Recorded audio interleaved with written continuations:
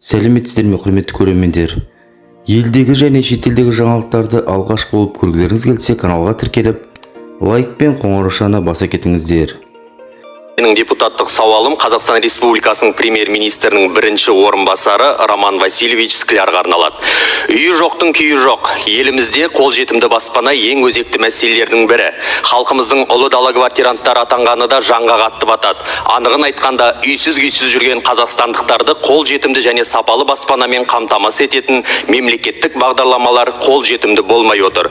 Бүгінгі таңда тұрғын үй бағытындағы мемлекеттік бағдарламалар халықтың сұранысын қанағаттандырмауда.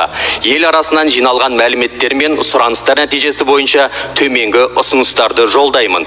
Біріншіден, Нұрлы жер мемлекеттік бағдарламасы аясындағы бақытты отбасы және шаңырақ бағдарламаларының талаптарына өзгеріс енгізу.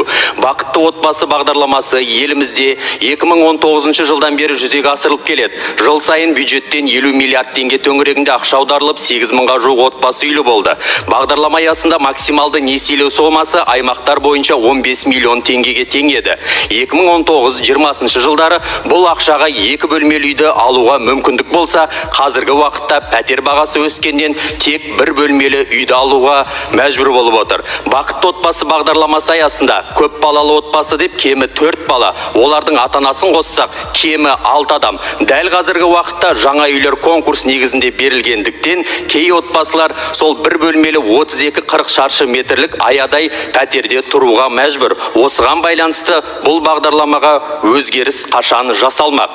Екіншіден, Әділет министрлігінің тіркеу қызметі мен заң қызметін ұйымдастыру департаментінің мәліметі бойынша 2022 жылы 129.707 жұп некеге тұрса, 51.220 жұп ажырасқан. Бұл дегеніміз үйленген жастардың 40%-ға жуығы, яғни әрбір 3-ші жұп ажырасады деген сөз. Ажырасудың басты себебі материалдық қажеттілік екенін ескерсек, соның ішінде баспана бірінші орында.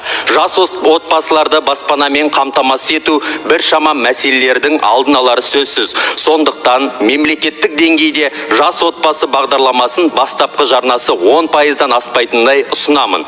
Қазіргі таңда отбасы банк тарапынан жүзеге асып жатқан жас отбасы бағдарламасы бар. Ол жерде бастапқы жарна 50% құрайды. Мұндай қаражат жинау жас отбасы түгіл ересектерге де қиындық тудыртуда.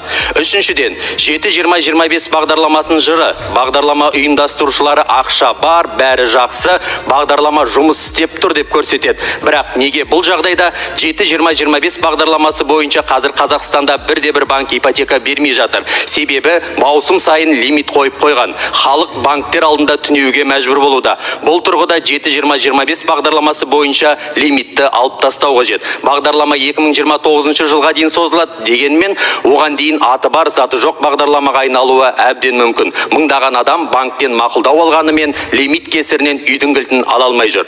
Төртіншіден, жұмыс істейтін жастарға берілетін жалдамалы пәтер мәселесі. Жыл сайын Астана, Алматы, Шымкент қалаларында кемі 1000 пәтерден 3000 пәтер берілу керек еді. Алайда үйдің уақытында салынбауынан жастар жалдамалы пәтерлерін өткен жылы толық алмады. Яғни бағдарлама істеп тұрған жоқ. Жастар санаты 29 жастан 35 жасқа дейін өскендіктен алдағы уақытта берілетін пәтер саны да өсуді талап етеді. Әрі бұл бағдарлама тек 3 қаламен ғана шектелмей, еліміздің барлық аймақтарында іске қосылу керек. Осы мәселеге байланысты үкімет тарапынан нақты қандай іс-шаралар атқарылмақ?